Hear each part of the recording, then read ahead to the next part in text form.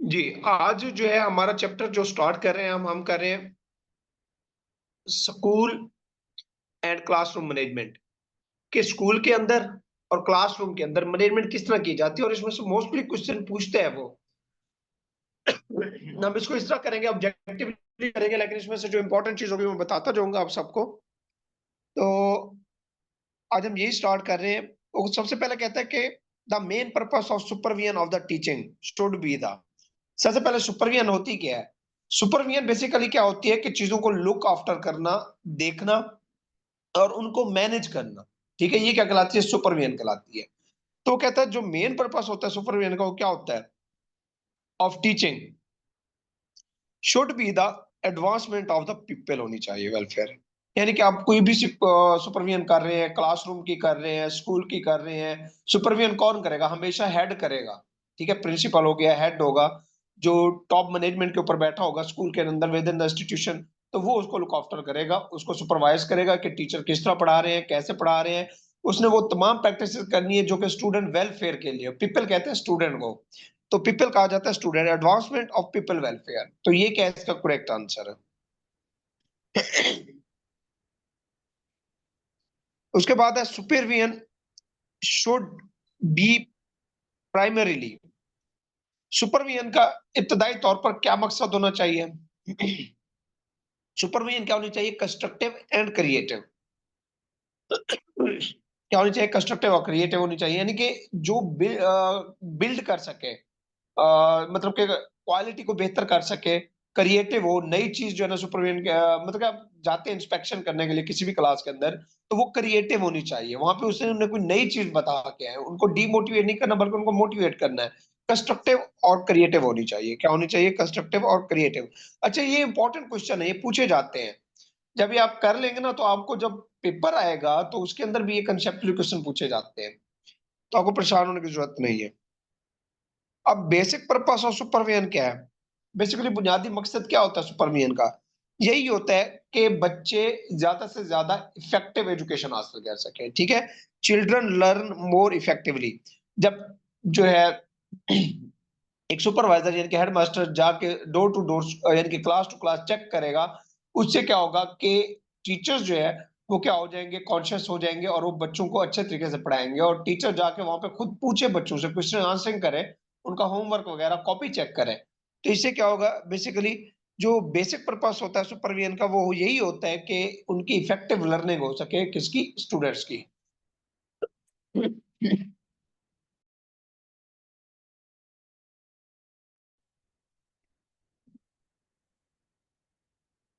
उसके बाद है the elementary school teacher are directly responsible to.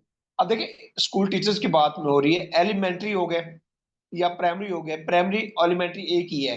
तो जो एलिमेंट्री स्कूल टीचर्स होते हैं वो किसको सुपरवाइज करते हैं, सॉरी मतलब कि किसको रिपोर्ट करते हैं?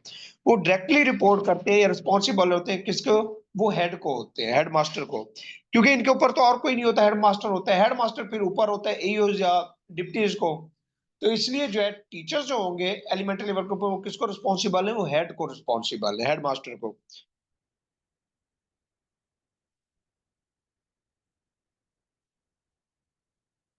उसके बाद है the criticism most frequently levelled at the school administrator. कहते हैं जो स्कूल एडमिनिस्ट्रेशन के हवाले से देखी जाए अगर बात, तो स्कूल एडमिनिस्ट्रेशन के हवाले से सबसे ज्यादा क्रिटिसाइज्ड कौन सी बात होती है? वो यही होती है कि स्कूल जो है वो क्या होते हैं, दे प्रोवाइड, एडमिनिस्ट्रेटर जो होते हैं वो क्या होते हैं, they provide, they fail to provide leadership. वो नाकाम हो जाते हैं लीडरशिप प्रोवाइड करने के अंदर। जो एडमिनिस्ट्रेटर्स होते हैं अगर हम स्कूल लेवल पे देखते हैं तो वो जो एक लीडरशिप होती है वो इफेक्टिव नहीं होती, जिसकी वजह से रिजल्ट्स जो है वो क्या हो जाते हैं, कम हो जाते हैं। तो वो किसके अंदर फेल हो जाते हैं? To provide the leadership they fail. उसके बाद है the school headmaster are expected to. अब जो स्कूल हेडमास्टर है उससे क्या तवक्कुआत की जाती है या उसके रिस्पॉन्सिबिलिटी क्या होती है? जो स्कूल हेडमास्टर होती है उसकी रिस्पॉन्सिबिलिटी ये होती है कि जो कोर्स ऑफ स्टडी है उसको वो ऑपरेशन में लेके आए, उसको वो इम्प्लीमेंट करे। जो कंटेंट, जो कोर्स करिकुलम दिया गया है टाइम टेबल के मुताबिक वो उसको क्या करे? इम्प्लीमेंट करे। तो ये क्या है? Put into the operation the course of the study क्या है? क्या करना है, the school headmaster are expected to put information sorry to put operation the course of the study. जो कोर्स ऑफ स्टडी है, करिकुलम है, उसको क्या करें, इंप्लीमेंट करें क्लासरूम के अंदर। उसके बाद 7 है, supervisor is one who, supervisor कौन होता है? सुपरवाइजर मैंने पहले बताया कि एक तो क्या होता है कि वो जो है लुक आफ्टर करता है, दूसरा क्या करता है, मैनेज करता है, लेकिन किस तरह करता है, कोऑपरेटिवली पोलाइटली करता है। तो फ्रेंडशिप मैनर के अंदर सुपरविजन हमेशा फ्रेंडशिप मैनर में होती है। एक टर्म और यूज होती है इसका पहले देख लीजिए, प्रोवाइड्स फ्रेंडली हेल्प।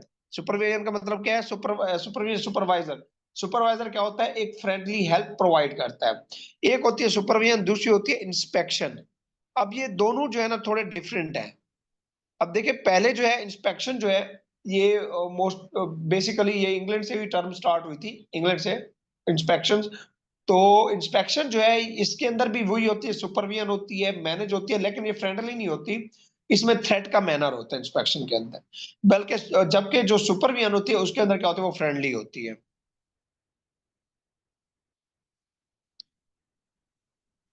वो कहता है आगे the effective supervision is indicate bye, हमें इफेक्टिव सुपरविजन का पता कैसे चलेगा, कहां से इंडिकेटेड होगी कि मुनासिब सुपरविजन है, effective supervision. Helping teachers becoming more self sufficient, इनको उसको इस कदर जो है ना हेल्प आउट करे कि वो क्या हो कि helping teacher become more sufficient. Effective supervision होती है कि मतलब कि हेड टीचर्स को इस तरह सुपरवाइज करे, इतना फ्रेंडली वो करे, इतना जो है ना उनको रिसोर्सेज और सपोर्ट प्रोवाइड करे कि वो ज्यादा सेल्फ सफिशिएंट हो, अपने अंदर जो है ना वो मजीद जो है ना बेहतरी लेके आए। क्या है, helping teachers becoming more self sufficient. उसके बाद the school policy should be determined by, अब जो आपकी स्कूल पॉलिसी है उसको कौन डिटरमाइन करना चाहिए, एजुकेटर करें, हेडमास्टर करें, सिटीजन करें, या क्या करें? यानी कि ये काम जो है अकेले हेडमास्टर का नहीं है, अकेले सिटीजन का नहीं है, बल्कि दोनों का है। किसका? सिटीजन और एजुकेटर दोनों का काम है कि स्कूल की पॉलिसी कौन बनाए। जी किसने कहा था, ये हिल्दा तबा ने भी कहा था, सॉरी पॉलिसी नहीं, करिकुलम का कहा था उसने कि वो टीचर्स को खुद डेवलप करना चाहिए। बट इसका क्या है, जो स्कूल पॉलिसी है वो किसको बनानी चाहिए, वो डिटरमिन करनी चाहिए स्कूल पॉलिसी एजुकेटर्स और सिटीजन को मिलके करनी चाहिए, यानी कि टीचर और सोसाइटी को मिलके करनी चाहिए।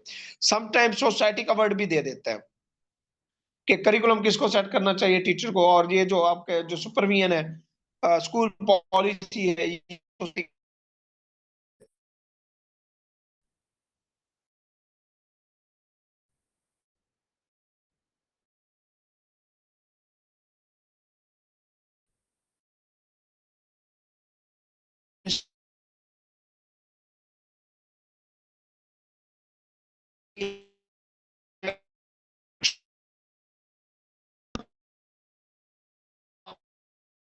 टीचर्स के हिसाब से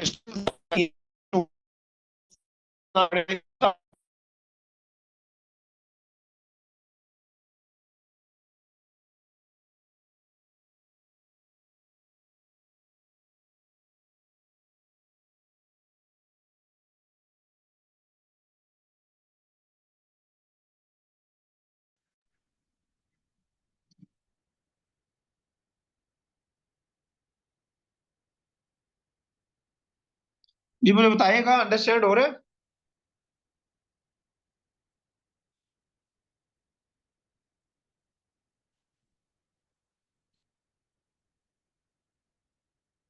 जी हाँ जी, वो कहते हैं the chief responsibility,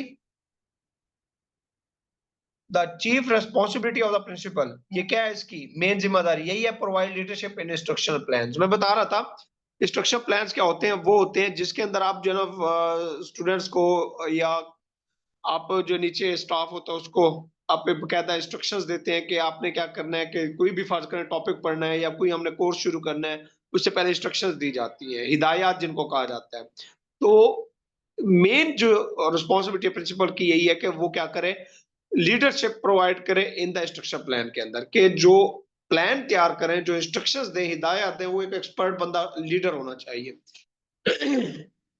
indication of the democratic attitude, indication of democratic, अब डेमोक्रेटिक एटीट्यूड क्या होता है, डेमोक्रेटिक के अंदर क्या होते हैं, democracy, people of government, people government, government of people, government by the people, government for the people. तो ये क्या है आपकी डेमोक्रेसी है, तो डेमोक्रेसी क्या होती है? कॉपरेशन को कहते हैं, शेयरिंग को कहते हैं। तो इसमें क्या होता है? इक्वल राइट्स होते हैं, पार्टिसिपेशन होती है, कॉपरेशन होती है। ये सारी चीजें किसमें होती है? तमाम चीजें होती है किसके अंदर? डेमोक्रेटिक एटीट्यूड के अंदर होती है। उसके बाद है the history of administration goes back to, ये भी क्वेश्चन पूछा जाता है। हिस्ट्री ऑफ एडमिनिस्ट्रेशन जो है ये पीछे कहां तक जाती है, कब से आ रही है हिस्ट्री ऑफ एडमिनिस्ट्रेशन? तकरीबन 5000 बीसी, बिफोर क्रिस्ट, हजरत ईसा के अलैहिस्सलाम के आने से भी 5000 साल पहले, बिफोर क्रिस्ट। तो हिस्ट्री ऑफ एडमिनिस्ट्रेशन कहां से आ रही है? 5000 बीसी से। एडमिनिस्ट्रेशन का मतलब क्या होता है? To look after. एडमिनिस्ट्रेशन का मतलब क्या है? टू लुक आफ्टर करना, देखना, लुक आफ्टर करना।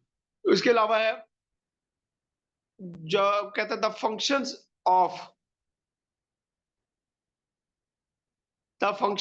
Educational administration and management.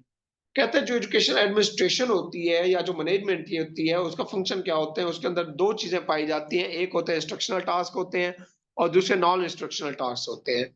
Instructional task वो जिसमें कुछ हिदायत दी जाए, नॉन इंस्ट्रक्शन में क्या होते हैं? वो जो जिसमें हिदायत नहीं होती, अदर ऑर्डर वगैरह कुछ होते हैं, आप डायरेक्ट जाके किसी से बात करते हैं, कोई इंस्ट्रक्शन नहीं होती, वो क्या होता है? नॉन इंस्ट्रक्शनल टास्क होते हैं। ये दोनों आएंगे, इंस्ट्रक्शन और नॉन इंस्ट्रक्शन दोनों।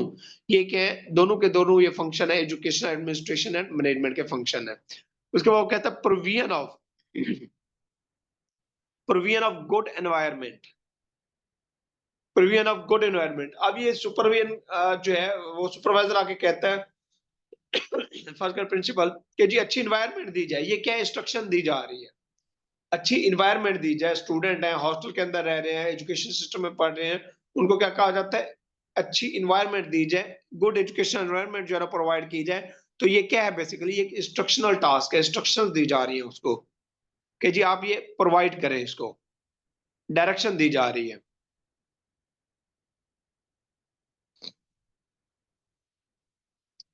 उसके बाद है arrangement of the physical resources. जो फिजिकल रिसोर्सेज आप अरेंज करते हैं, जिसमें चेयर्स हो गई, टेबल्स हो गए, आप क्लासरूम की सेटिंग चेंज कर देते हैं, सिटिंग प्लान चेंज कर देते हैं। तो ये जो रिसोर्सेज, फिजिकल रिसोर्सेज की जो अरेंजमेंट है, ये नॉन इंस्ट्रक्शनल टास्क है। ये क्या है? Non instructional task. अब मेन टाइप्स क्या है? वो कहते हैं एडमिनिस्ट्रेशन की कितनी टाइप्स हैं? 3 टाइप्स हैं। मेन टाइप्स कितनी है एडमिनिस्ट्रेशन की? 3 है। कौन कौन सी है? जिसमें क्या है? अथॉरिटेरियन है, डेमोक्रेटिक एडमिनिस्ट्रेशन है, लेसेस फेयर एडमिनिस्ट्रेशन। ये 3 है। एडमिनिस्ट्रेशन की कितनी टाइप्स हैं? 3। कौन कौन सी? अथॉरिटेरियन, डेमोक्रेटिक और लेसेस फेयर। अथॉरिटेरियन क्या होते हैं? डिक्टेटरशिप, ऑर्डर कर दो जी बस ये मानना है। और डेमोक्रेटिक में क्या होती है? डेमोक्रेटिक में म्यूचुअल शेयरिंग होती है। और लेसेस फेयर में क्या होती है? कोई भी जो है ना, इसमें ऑर्डर नहीं होता, कुछ नहीं होता, अपनी मर्जी होती है, अपनी मर्जी से काम करे ना करे, आए जाए, कोई रूल्स और रेगुलेशन नहीं है। ठीक है, तो ये है टेस्ट 3। वाली तो आजकल हमारे मुल्क में हो रही है। जी बिल्कुल, ये अथॉरिटेरियन है ये। यहाँ पे तो जुल्म हो रहा है और तो कुछ नहीं है। अच्छा, यहाँ पे जो है ना ये पूछता है कि which is not type of the administration. इसमें कौन सी चीज एडमिनिस्ट्रेशन की टाइप नहीं है? 3 टाइप है। कौन कौन सी है? ये 3 है, पर ये वाली जो है ये नहीं है। तो इसमें सवाल के मुताबिक 1 ठीक है। बाकी आपको पता होनी चाहिए कि एडमिनिस्ट्रेशन की कितनी टाइप्स है? 3 टाइप्स है। कौन सी? अथॉरिटेरियन, डेमोक्रेटिक और लेसेस फेयर। उसके बाद 19 है, which is not the characteristic of authoritative administration। authoritative क्या होगी? authoritative में आप देख लेंगे रूडनेस होती है, बड़ी सख्ती, गुस्से से, सुप्रेशन, दसा बॉडी, नीचे वालों को दबाया जाता है। और स्ट्रिक्ट डिसिप्लिन होता है, स्ट्रिक्ट डिसिप्लिन होते हैं, बड़े हार्ड, जिस तरह आप देख रहे हैं कि आजकल हो रहा है, कल परसों जो कुछ भी हुआ। अब शेयरिंग इसके अंदर नहीं होती। ये वाला ऑप्शन होगा 20, देखिएगा। Authoritative administration is based on, authoritative administration किसके ऊपर बेस्ड करती है? डिक्टेटरशिप के ऊपर। किसके ऊपर? डिक्टेटरशिप के ऊपर। उसके बाद है डेमोक्रेटिक एडमिनिस्ट्रेशन किसके ऊपर बेस्ड करती है? डेमोक्रेटिक करती है म्यूचुअल शेयरिंग पे। किस पे? म्यूचुअल, यानी कि एक दूसरे के साथ आप और जो है शेयर कर सकते हैं, इक्वल राइट्स होंगे। लेसेस फेयर क्या होती है? लेसेस फेयर होती है नो इंटरफेरेंस, कोई इंटरफेरेंस नहीं है जी। अब जो करें, जो आपका दिल करे, हमारा कोई वास्ता नहीं है, हमारी कोई इंटरफेरेंस नहीं है।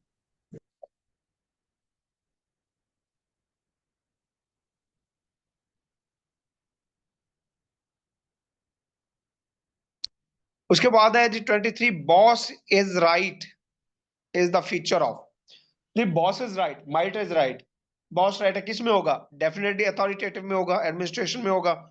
Respect the opinion is the feature of, अब दूसरों की रिस्पेक्ट करें, दूसरों की राय की इजहार का ख्याल रखें, तो ये किस में होगा? डेमोक्रेटिक में होता है। बट बदकिस्मती से जो है ना, हम जो है ना डेमोक्रेटिक बराए नाम है, वैसे हम अथॉरिटेटिव डिक्टेटरशिप में रह रहे हैं, सिविलियन डिक्टेटरशिप जिसको कहा जाता है, यस, उसमें हम रह रहे हैं।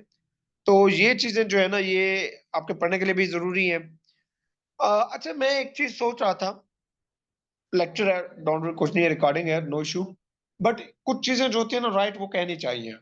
मैं सारा दिन सोचता रहा, तो मेरे अंदर एक और चीज है, पता नहीं ये क्यों है, ये अल्लाह जानता है, कि जब कुछ बुरा होता है ना, तो उसके अंदर से एक बेचैनी रहती है उसके खिलाफ बोलने की। बोलना भी चाहिए आपको, आपका राइट है, और आपको चुप भी नहीं कराया जा सकता, ये हक है आपका, गलत के खिलाफ बोलना चाहिए। और ये अल्लाह फरमाता है, कुरान पाक में फरमाता है, आप वसल्लम का दर्स है ये। अच्छा, मैं यही सोच रहा था कि देखिए हम किस कदर मुर्दा हो गए हैं, और ये वक्त तो डेफिनेटली करीब है। मैंने बहुत सारे लोगों को देखा, सोशल मीडिया देखते हैं, बहुत सारे लोग हैं, व्हाट्सएवर जो हुआ डी चौक में, अल्लाह मजीद ऐसे थाने से बचाए, किसी की जाने गई, आखिर वो भी किसी की औलाद थी। बात यह है कि इस कदर एक दूसरे के खिलाफ नफरत का बीज बोया गया है, कि आज वो किसी की मैयतों पे हंस रहे हैं। मैं ये समझता हूँ कि कल को अल्लाह ना करे इनकी मैयतों पे रोने वाला भी कोई नहीं होगा, हंसना तो दूर की बात है। ये इस कदर नफरत का बीज बो के हमें सिर्फ वही किया जा रहा है कि आप आपस में लड़ते रहे, और कुछ भी नहीं है बस। और यही हो रहा है। और हम ये नहीं सोच रहे कि हम किस साइड पे जा रहे हैं, हम बहुत गलत रास्ते पे जा रहे हैं। और इसका सिर्फ क्या है, नतीजा तबाही है। और जो इन्होंने व्हाट्सएवर रियासत है, उसे ऐसा नहीं करना चाहिए था जो इन्होंने किया है। ये बड़े दूररस इसके असरात जाएंगे, क्योंकि उसमें सिर्फ ये चीज नहीं है कि जिनके साथ हुआ है, ये असर उनके ऊपर भी पड़ेगा, जो पढ़े लिखे हैं, जो देख रहे हैं, जो सोशल मीडिया भी यूज करते हैं, जो वहां पे फस्तानियत हुई उसको भी देख रहे हैं, ये उनके ऊपर भी असर जा रहा है। ट्रस्ट गैप गया रियासत और अवाम में, कमजोर कौन हुए? मुल्क कमजोर हुआ। तो ये बहुत बड़ा वो है, अल्लाह बचाए बुरे वक्त से।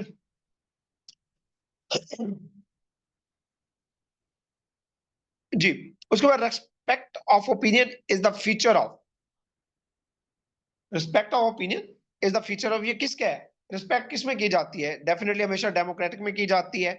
Sense of responsibility is not care, responsibility किस में केयर नहीं की जाती? हमें कोई फर्क नहीं पड़ता आप जो भी करें, ये किस में उसमें लेसेस फेयर के अंदर है भाई, आप जो करते रहे, कोई रिस्पॉन्सिबिलिटी नहीं है इसमें, कोई केयर नहीं है। आप आए जाए, पढ़े ना पढ़े, खेले कूदे, हमारा फर्क नहीं पड़ता, ये क्या लेसेस फेयर।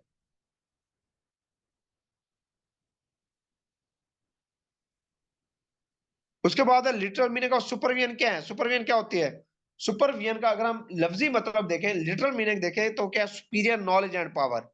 भाई जिसके पास नॉलेज है, पावर है, वो सुपीरियर है। ठीक है, ये क्या है? सुपरवियन है। जिसके पास नॉलेज पावर है, वो क्या है? वो क्या है? सुपीरियर है, सुपीरियर नॉलेज एंड पावर। 27 है, supervision is not to control the teacher but to work cooperatively is the saying of, ये किसने कहा था? सुपरवियन की डेफिनेशन है कि supervision is not to control the teacher. Supervision का मतलब ये नहीं कि आप टीचर को कंट्रोल कर लें, आप सर पे पहुंच गए उसको बेइज्जत करें, पहुंच गए उसको कंट्रोल करें, भी जैसे मैं कहूंगा वैसे करना है तुमने, नहीं। But to work cooperatively is the saying of, बल्कि उसे ये कहना है कि हम जी मिल के करेंगे, इनकी खामी को दूर करना बच्चों की। तो ये किसने डेफिनेशन दी थी? हाई एंड फॉर्सेथ ने, हाई एंड फॉर्सेथ ने दी थी। उसके बाद 28 है, who said supervision is the set of the service, ये किसने कहा था? सुपरविजन जो है वो set of the services and the process for the teacher development to attain the goal of the school. Supervision basically क्या की जाती है? ये बेसिकली एक जो है टीचर की डेवलपमेंट का एक प्रोसेस है, जिसमें गोल्स को अचीव करने के लिए जो ना सारा कुछ किया जाता है, उसकी जो है लुक आफ्टर किया जाता है। ये किसने कहा था? ग्लैथॉर्न ने कहा था, ग्लैथॉर्न।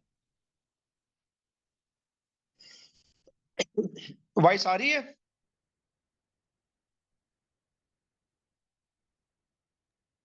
जी सर। उसके बाद 29 है, कहता है in teaching learning process supervision is जी यूजुअली सर, आ कैरीड रही। Out bye.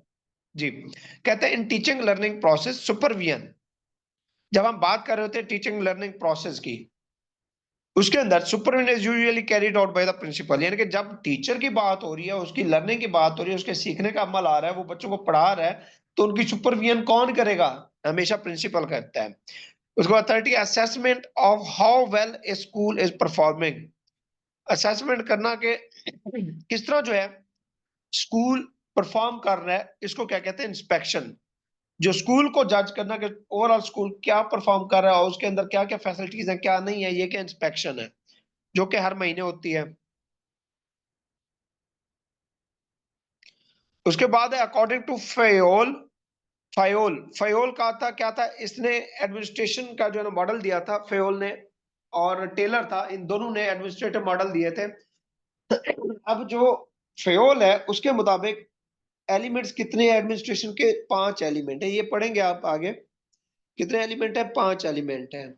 और गलेक और यूर्विक, गलेक और यूर्विक के मुताबिक कितने एडमिनिस्ट्रेशन के एलिमेंट है? 7। ठीक है, गलेक और यूर्विक के मुताबिक कितने हैं? 7 हैं। और फेयोल के मुताबिक कितने हैं? 5 एलिमेंट हैं। अब ये जो है बेसिकली जो पोस्ट कार्ब है, ये नीचे पोस्ट कार्ब, पोस्ट कार्ब, ये 5 है। ठीक है, ये कितने? 5। तो ये किसने दिए थे? ये भी फ्यूल ने दिए थे, जो 5 एडमिनिस्ट्रेटिव जो एलिमेंट थे पोस्ट कार्ब। ये भी आप आगे पढ़ लेंगे, आ जाएगा। प्लानिंग, ऑर्गेनाइजिंग, ठीक है, और इसके अलावा जो है सेटिंग हो गया, कोऑर्डिनेशन हो गया, ठीक है, रिपोर्टिंग हो गया, बजटिंग हो गया, ये सारे के हैं, ये इसी में है। वो कहता है इस पोस्ट कार्ड के अंदर, पोस्ट कॉर्प के अंदर जो को है, ठीक है, वो क्या है? को कोऑर्डिनेशन है, कॉपरेशन नहीं है। को क्या है? ना ही कॉपरेशन है, ना ही कलेक्शन है, ना कोरिलेशन है। पोस्ट कॉर्प के अंदर जो को है वो क्या है? वो है कोऑर्डिनेटिंग। ये आप पढ़ेंगे आगे भी, ये इसमें भी अभी पढ़ेंगे ऑब्जेक्टिव। इसके अलावा जो है टीचिंग मेथोडोलॉजी और एडमिनिस्ट्रेशन, उसके अंदर भी आप पढ़ेंगे थ्योरेटिकली। इसके बाद हम वही शुरू करेंगे चैप्टर। मैं इसलिए वो करवा रहा हूँ ताकि मिलते जुलते जो है ना आपके होते जाए। पोस्ट कॉर्प क्या है? इसमें को क्या स्टैंड करता है? Coordinating. To make arrangement is the part of, arrangement क्या करते हैं? हम चीजों को जब अरेंज करते हैं, तरतीब देते हैं, उसको मतलब क्या होता है? ऑर्गेनाइज करना। क्या होता है? ऑर्गेनाइज करना। उसके बाद extension of plan and decision, sorry extension execution, execution of plan and decision, जो हमारे प्लान है या जो डिसीजन है, उसको एग्जीक्यूट करना, उसको रन करना, उसको चलाना, वो क्या होता है? कमांड करना होता है, बेसिकली कमांडिंग कहलाता है। उसके बाद 36 है to bring harmony among all the elements, अब तमाम एलिमेंट्स के दरमियान हम आंगी रहना, इकट्ठा करना, हार्मनी लाना।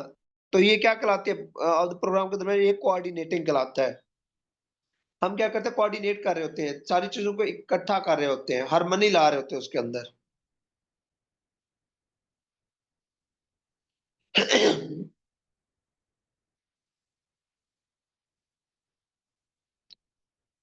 जी, उसके बाद है 37, देखिएगा स्कूल बजट। बजट में क्या होता है? बजट जो होता है स्कूल का, उसमें दो किस्म का बजट होता है, चीजें होती है। एक होती है डेवलपमेंट एक्सपेंडिचर, दूसरा क्या होता है? Non development expenditure. एक क्या होता है? डेवलपमेंट एक्सपेंडिचर, दूसरा क्या होता है? नॉन डेवलपमेंट एक्सपेंडिचर्स होते हैं। ये क्या होता है? स्कूल बजट कहलाता है। अब बजट क्या है? बोथ ए और बी आ गए इसमें दोनों, ठीक है। उसके बाद 38 है, बीएम से क्या है ये पूछता है। बीएम, ये बजट मैनुअल है, मैनेजमेंट नहीं है, मनी भी नहीं है, मटेरियल भी नहीं है, मॉनिटरिंग भी नहीं है।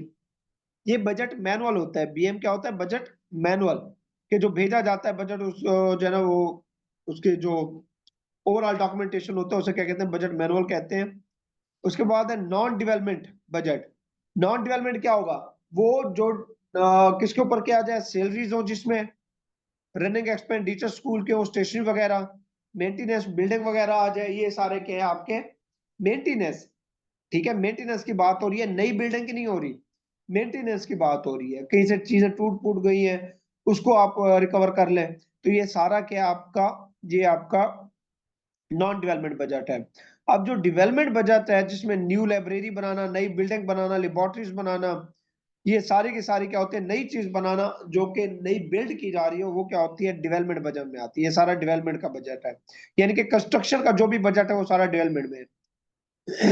उसके बाद है 41, लीडरशिप क्या है। Basically leadership is the ability, क्या होती है लीडरशिप, क्या होती है कि हम दूसरों को इन्फ्लुएंस कर सके, टू मोटिवेट, दूसरों को मोटिवेट कर सके, टू अचीव द ऑर्गेनाइजेशन गोल, और गोल जो ऑर्गेनाइजेशन के जो गोल है, ऑब्जेक्टिव है, उसको अचीव कर सके। ये क्या है, बेसिकली लीडरशिप का डेफिनेशन है। उसके बाद क्या होती है स्टाफ डेवलपमेंट। स्टाफ डेवलपमेंट का मतलब क्या होता है, स्टाफ की ट्रेनिंग करना। क्या होता है, स्टाफ ट्रेनिंग।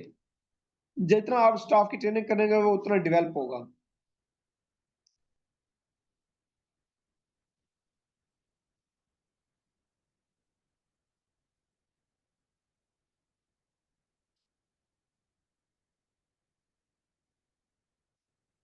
उसके बाद है selecting one course of action among the various alternative.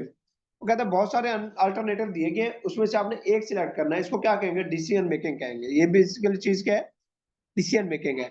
उसके बाद है who is called the father of scientific management theory. दो थ्योरी थी, एक थी साइंटिफिक, दूसरी थी ऑपरेशनल। एक साइंटिफिक मैनेजमेंट थ्योरी थी, दूसरी क्या थी, ऑपरेशनल मैनेजमेंट थ्योरी थी। जो साइंटिफिक थी वो किसने दी थी, फ्रेडरिक टेलर ने दी थी। किसने, टेलर ने। और जो ऑपरेशनल दी थी वो हेनरी फ्योल ने दी थी। ठीक है, ऑपरेशनल हेनरी फ्योल ने दी थी, और साइंटिफिक किसने दी थी, टेलर ने दी थी। उसके बाद है all government grants and expenditures are maintained by. जितने भी आपके जो ग्रांट्स आती हैं स्कूल की, जो एक्सपेंडिचर्स होते हैं, सैलरी हो गई, मेंटेनेंस हो गई, स्टेशनरी हो गई, इसके अलावा और जितने भी एक्सपेंस आते हैं वो सारे किस में लिखे जाते हैं, कैश रजिस्टर में। ये किस में लिखे जाते हैं, कैश रजिस्टर में लिखे जाते हैं। वो कहते हैं in case of GPF advance. GPF advance की बात करें, ये ये प्रोविडेंट फंड होता है। The number of instalment for the refining. कहते हैं आपने जीपी फंड आपका इकट्ठा हो रहा है, आपने वो निकाला है बाहर। आपका जीपी फंड इकट्ठा हो रहा था, आपने उसे बाहर निकाला है। तो जब बाहर निकालेंगे यानी कि आपकी अमाउंट जो इकट्ठी हुई थी 2 3 4 5 लाख, उसको आपने निकलवा लिया है। तो वो जो प्रोविडेंट फंड आपको वो कितनी किस्तों के अंदर गवर्नमेंट को वापस रिटर्न करना है, वो करना है आपको कितनी, 24 किस्तों के अंदर वो रिटर्न करना होता है। कितनी में, 24 में।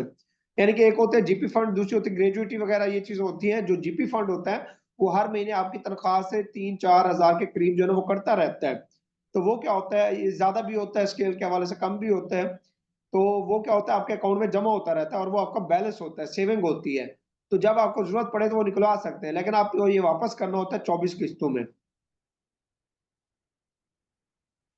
उसके बाद developing alternative is the step of.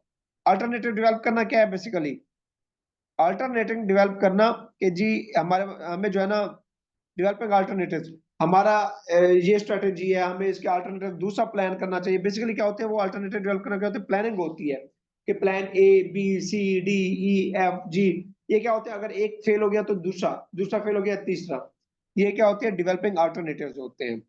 उसके बाद है how funds in A given period will be obtain and spend. कि किस तरह जो है ना फंड वो गिवन पीरियड के अंदर ऑब्टेन और स्पेंड किए जाते हैं। वो क्या कहलाता है, बेसिकली बजट कहलाता है। यानी कि फंड्स आए, आपको मिले, आपने खर्च किए, इस दौरान सारा ये प्रोसीजर क्या है, ये बजट कहलाता है सारा। उसके बाद है एसीआर का मतलब क्या है, एनुअल कॉन्फिडेंशियल रिपोर्ट, या एनुअल जो है क्रेडेंशियल रिपोर्ट होती है। ठीक है, ये आपकी एसीआर जिसमें क्या होते हैं, एपी एसीआर जो है ये आपकी हुई परफॉर्मेंस रिपोर्ट है, कॉन्फिडेंशियल या क्रेडेंशियल रिपोर्ट है, जो कि आपके पूरे साल की जो है गजटेड ऑफिसर लिखता है, उसकी लिखी जाती है, या तमाम उसकी, इसको क्या कहा जाता है, एसीआर कहा जाता है, या पीईआर भी कहा जाता है, पर्सनल एवोल्यूशन रिपोर्ट भी कहा जाता है।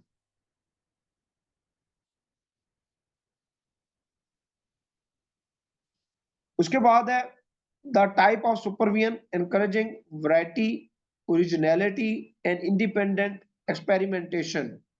अब देखिए वो कहता है कि सुपरविजन की वो कौन सी किस्म है जो एनकरेज करती है कि भाई नई वैरायटी आप लेके हैं, ओरिजिनलिटी होनी चाहिए, इंडिपेंडेंट एक्सपेरिमेंटेशन होनी चाहिए, नई चीजें लेके हैं। तो क्या है, ये क्रिएटिविटी है। क्या है, क्रिएटिव। इसमें वैरायटी की बात आ गई है तो क्रिएटिव है ये। New variety.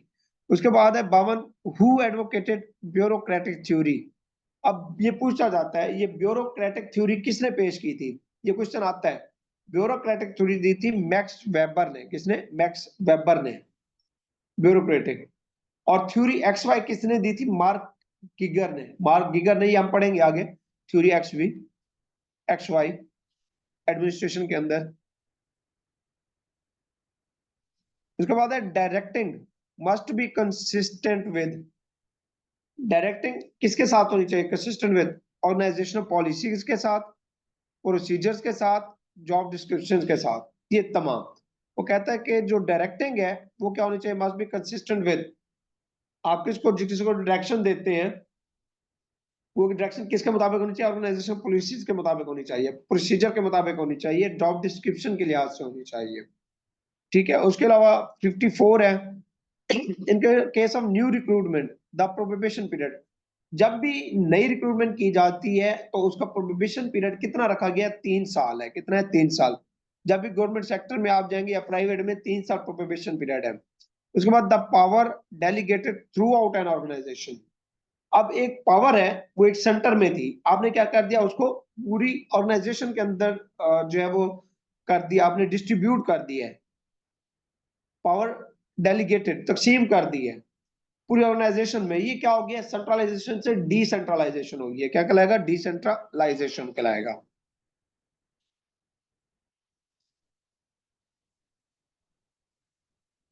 उसके बाद है 56, the father of modern theory of management.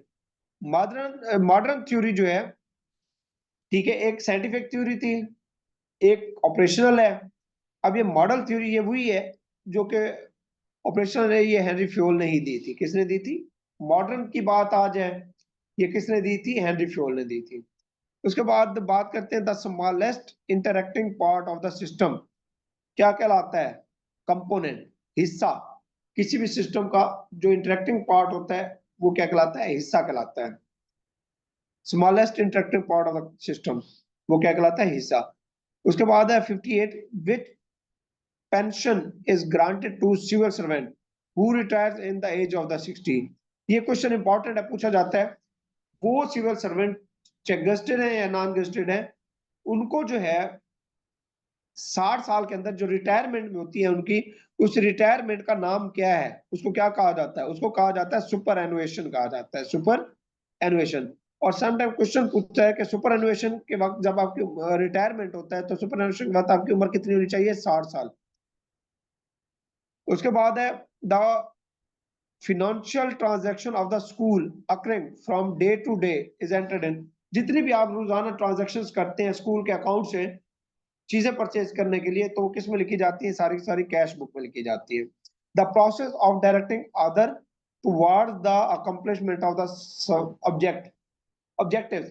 यानी कि जब आप किसी और को डायरेक्ट करते हैं कि जी जाओ, आपको मैं डायरेक्शन दे रहा हूँ, ये आप मेरा टारगेट अचीव करो, तो ये बेसिकली क्या है? ये मैनेजिंग करना है। क्या है? मैनेजिंग करना। The process of directing others towards the accomplish of the some objectives. किसी भी कुछ ऑब्जेक्टिव्स को अकम्प्लिश करने के लिए जो हम ऑर्डर करते हैं, that is called the managing कहलाता है। उसके बाद है micro planning is done in. Macro planning हमेशा किस में होती है? मिडल और लोअर मैनेजमेंट में।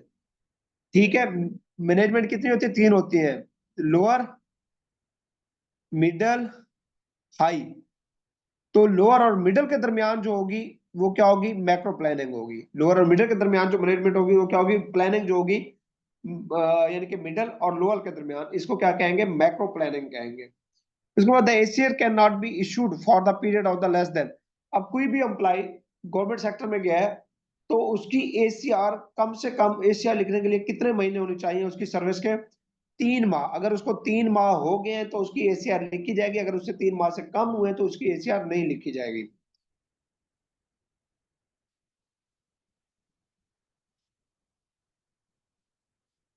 उसके बाद है the individual in the group given the task of directing and coordinating is supervisor. अब एक ग्रुप है, ग्रुप के अंदर एक इंडिविजुअल है, वो क्या कर रहा है? वो डायरेक्ट कर रहा है, कोऑर्डिनेट कर रहा है, वो लीड कर रहा है, तो वो क्या है? बेसिकली सुपरवाइजर है। क्या है? सुपरवाइजर।